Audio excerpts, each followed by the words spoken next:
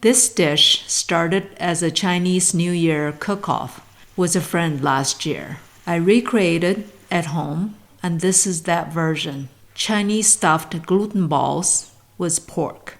面筋塞肉. Start by chopping the green onions, garlic for the filling and braising base.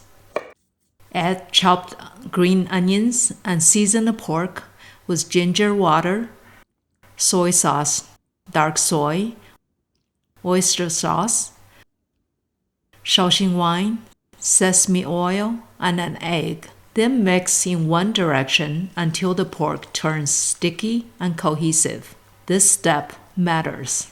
It's what keeps the filling juicy after braising. Stuff the gluten balls. Poke a small opening into each gluten ball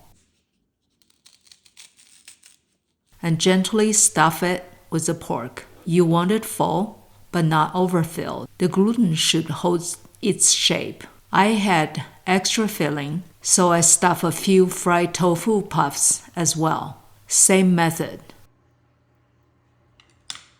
Building the braising base.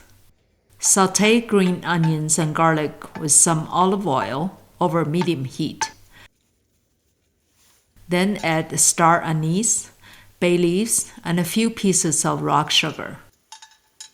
This builds a light aromatic base without overpowering the dish. The stuffed gluten balls go directly on top with the openings on the bottom. I add zhenjiang vinegar, soy sauce, dark soy sauce, and enough water to reach about halfway up. Cover the pot and simmer gently. This is where the gluten absorbs the sauce and the pork cooks through. After about 20 minutes, I uncover and taste.